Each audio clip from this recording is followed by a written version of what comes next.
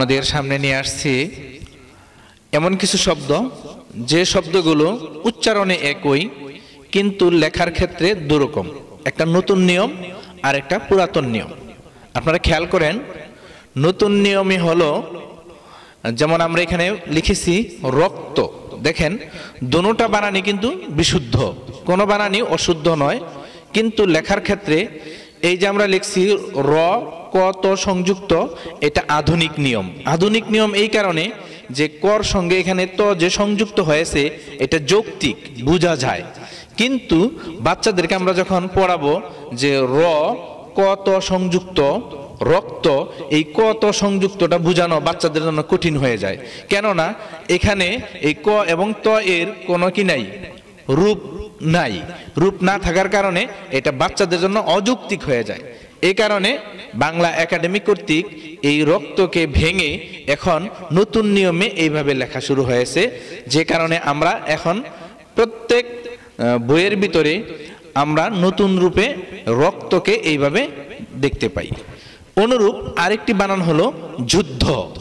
তো যুদ্ধ এটা হলো পুরাতন নিয়ম, এটা হলো নতুন নিয়ম। অন্তস্থ জ রস্যকার দ ধ সংযুক্ত যুদ্ধ। এখানে দ ধ সংযুক্ত, এই দর সঙ্গে ধটা যে সংযুক্ত হয়েছে এটা যৌক্তিক। কিন্তু এখানে দর সঙ্গে যে ধ সংযুক্ত হয়েছে এটা কিন্তু বোঝা যায় না। বাচ্চারা বুঝবে যে এখানে ব আছে, এখানে দ আছে, এখানে আরেকটা দ এর মতো। বাচ্চাদের কাছে এটা কঠিন হয়ে যায়। যে কারণে আমরা বাচ্চাদেরকে বুঝাইতে গেলে আমরা এটা সহজে বুঝাইতে পারি, এটা সহজে বুঝাইতে পারি না। তো দ এর সঙ্গে ধ যখন যুক্ত হয় তখন যুদ্ধ, এটা হলো আধুনিক নিয়ম। নতুন নিয়মে এটা, আর এটা হলো পুরাতন নিয়ম, কিন্তু শুদ্ধ ধনুটাই। এরপরে আরেকটা শব্দ হলো বন্ধু। দেখেন আধুনিক নিয়মে দন্ত নর সঙ্গে ধ সংযুক্ত হয়ে রস্যকার হয়েছে, বন্ধু হয়েছে। কিন্তু এই বন্ধুটাই পুরাতন নিয়মে হলো ব দন্ত ন দ সংযুক্ত রস্যকার। এটা অযৌক্তিক একটা নিয়ম। এই অযৌক্তিক নিয়মটা এটা ছিল আগে, এটাকে ভেঙে এখন এটা বানানো হয়েছে। তো এই বন্ধুর তুলনায় বাচ্চাদেরকে এই বন্ধু দন্তান্নর সঙ্গে দ সংযুক্ত রস্যকার বোঝানোটা খুব সহজ হয়। এই জন্য আমরা বাচ্চাদেরকে এখন থেকে বন্ধু নতুন নিয়ম এটা শেখাবো। আরেকটা শব্দ আমরা নিয়ে আসছি, এই শব্দটা ফলা থেকে নিয়ে আসছি। এটা হলো ক রফলা একার ক্রে তো আকার তা ক্রেতা।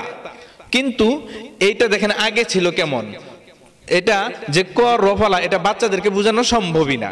কেননা এখানে যে রূপটা আছে, এই রূপটা আছে প্রথমে আছে এ, এর উপর দিয়ে আমরা এইরকম একটা প্যাচ দিয়েছি, আকৃতি দিয়েছি ডান দিকে, আবার উপরে মাত্রা দিয়েছি। তো উপরে মাত্রা হলে ত এর যে ওটা ত রফলা হয়, এটা কিন্তু বাচ্চাদেরকে বোঝানো খুবই কঠিন। তবে আমরা এখানে এটাকে নতুন রূপে যে নিয়ে আসছি, পুরাতনটা ভেঙে, এটা বাচ্চাদেরকে বোঝানো সহজ। যে ক এই যে রফলা, এই যে একার ক্রে তো আকার তা ক্রেতা। কিন্তু এটা ক রফলা একার তো আকার তা ক্রেতা হয়েছে, ঠিক আছে, কিন্তু পুরাতন নিয়মে এটা বোঝানো খুবই অযৌক্তিক। বাচ্চাদের ব্রেনে এটা সহজে ধরবে না। এই জন্য ব্যাকরণবিদরা এই ক রফলাকে ভেঙে এই রূপে এখন লিখতেছেন এবং আমরাও এটা ব্যবহার করতেছি। এটা হলো আধুনিক রূপ, নতুন রূপ, আর এটা হলো পুরাতন রূপ। এই রূপগুলো আমরা যদি সবকিছু জেনে আমরা আমাদের শিক্ষার্থীদেরকে এই বানানগুলো, রীতিগুলো আমরা বোঝাতে পারি, তাহলে আমাদের আগামী প্রজন্ম শুদ্ধ বানানে আরো সুন্দর হয়ে উঠবে এবং তাদের লেখাও সুন্দর হবে। সবকিছু আমাদেরকে বুঝে পড়া এবং পড়ানোর তৌফিক দান করুন। সকলে বলি আমিন।